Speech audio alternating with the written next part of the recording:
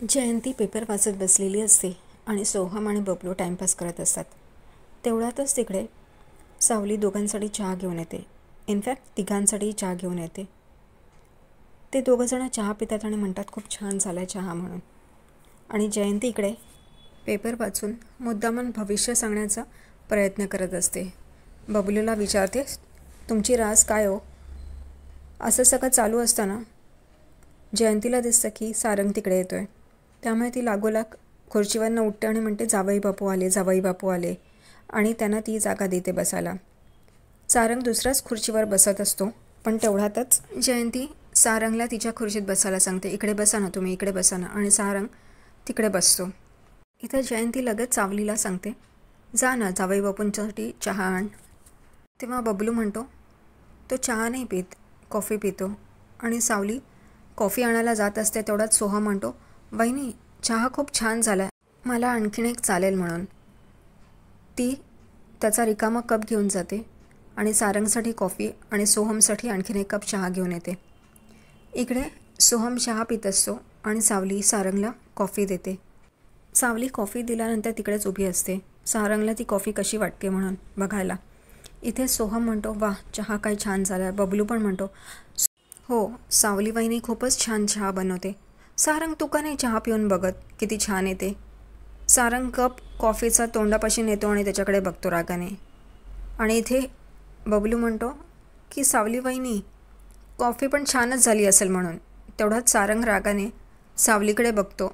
तशीच सावली तिथून निघून जाते. आणि हे सगळं जयंती बघते. आणि जयंती हाच विचार करत असते की सारंगनी रागाने तिच्याकडे बघितलं, एक नजर टाकली आणि ती अशी मान खाली घालून तिकडून निघून गेली. काहीतरी चाललं या लोकांमध्ये. इकडे बाहेर कानू म्हणजे सावलीची आई सावलीच्या भावाला मोठ्या आणि वडिलांना सावली आणि सारंगबद्दल सांगते की ते दोघंजणं वेगवेगळे झोपतात, कारण तिने ते बघितलेलं असतं. आणि ते तिघंजणच चिंतेत असतात. तिघंही रडत असतात की आपल्या मुलीचं असं कसं झालं. असं कसं झालं म्हणजे तिला जबरदस्तीने लग्नाला उभं केलं, ती नाही म्हणताना. मग हे होणारच होतं. आता हे रडून आणि विचार करून काय फायदा. इथे ते विचार करतात की आपण सावलीला विचारूया. मग विचार करतात आपण तिला घरीच ठेवूया, काही हरकत नाही म्हणून. इथे हाच विचार चालू असतो. पण इकडे सावलीची आई म्हणते, ती आता आपली मुलगी नाही राहिली, ती सौभाग्यवती सावली सारंग महेंदळे आहे. त्यामुळे तिला असं घरी ठेवणं चुकीचं असेल. त्यामुळे मग ते असा विचार करतात की आपण सारंगच्या वडिलांशी बोलूया म्हणून, चंद्रकांतशी. म्हणून ते फोन लावतात आणि सारंगच्या वडिलांना सगळं काही सांगतात की त्यांना काय वाटतं आहे आणि या लग्नाबद्दल, की ते दोघंजणं अजून एक नाही झालेत. तेव्हा सारंगचे वडील बरोबर त्यांना सांगतात की हे लग्न काही साधंसुद्धा नाही आहे. कोणत्या परिस्थितीत झालं आहे हे माहिती आहे तुम्हाला. ते आधीपासून एकमेकांना ओळखत नव्हतं, की प्रेम नव्हतं त्यांचं. पण त्याला फुलायला वेळ लागेल. आणि तुम्ही सावलीवर विश्वास ठेवा आणि त्या विठुरायावर. हे दोघंजणं एकत्र नक्की येतील. हे ऐकून सावलीच्या घरच्यांना खूप बरं वाटतं. ते म्हणतात असंच होऊ द्या म्हणून. तेव्हा सारंगचे वडील म्हणतात, सावली आणि सारंग एकत्र येतील, त्यांचाही संसार बहरेल. ही काळ्या दगडावरची पांढरी रेष आहे. आणि ते फोन ठेवतात. या तिघांनाही खूप आनंद होतो आणि तेही निश्चिंत होतात. इथं हे चंद्रकांतचं बोलणं तिलोत्तमा ऐकते आणि म्हणते, वाह काय पण कॉन्फिडन्स आहे. ते म्हणतात बरोबरच आहे. तेव्हा ती म्हणते, असं होणं शक्यच नाही, माझा सारंग कधीच तिला स्वीकारणार नाही.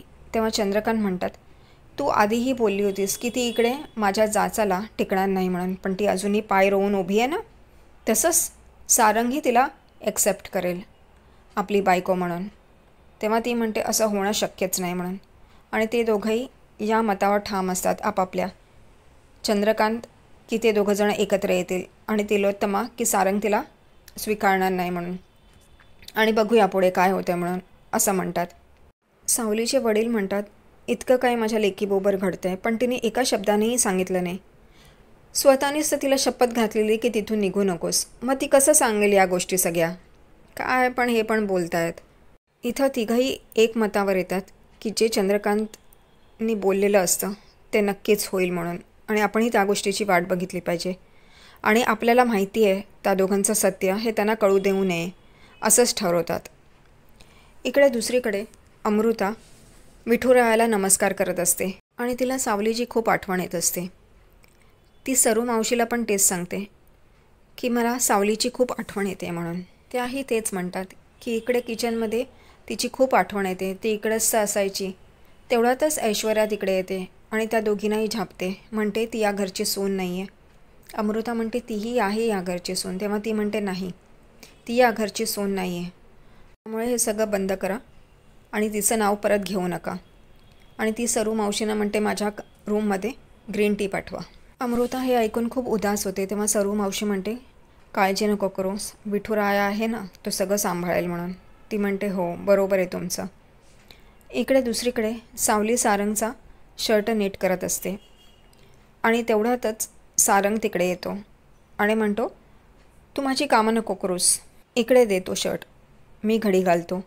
आणि तो तिच्या हातनं तो शर्ट घेतो आणि तेवढ्यातच त्याला अमृता वहिनीचा कॉल येतो, व्हिडिओ कॉल. आणि ती म्हणते कसा आहेस. तेव्हा तो खुश होतो, म्हणतो मी बरा आहे, तुम्ही कसे आहात. तेव्हा सावली ऐकते की अमृता वहिनीचा कॉल आहे म्हणून. तिलाही आनंद होतो. पण सारंग बोलत असतो आणि ती तिथून जात असते. तेवढ्यातच अमृता विचारते की सारंग सावली कशी आहे रे. तर तो म्हणतो ठीक आहे. तर ती म्हणते तिला दे ना फोन, मला तिच्याशी बोलायचं आहे. तेव्हा सारंग म्हणतो म्हणजे तुम्ही हा कॉल केला ते माझी आठवण येते आहे, माझ्याशी बोलायचं आहे म्हणून नाही, तर तिच्याशी बोलायचं आहे म्हणून. तेव्हा तो कॉल तिच्याकडे देतो सावलीकडे आणि तो रूममधनं निघून जातो. इकडे सावली आणि अमृताबाईंनी दोघीही बोलत असतात. अमृताबाईंनी सावलीला विचारते तू कशी आहेस. तेव्हा ती म्हणते मी बरी आहे, तुम्ही कशा आहात. तर ती पण म्हणते मी पण चांगली आहे, पण तुझी आठवण येते. तर इथे सावली पण म्हणते मला पण तुमची आठवण येते म्हणून.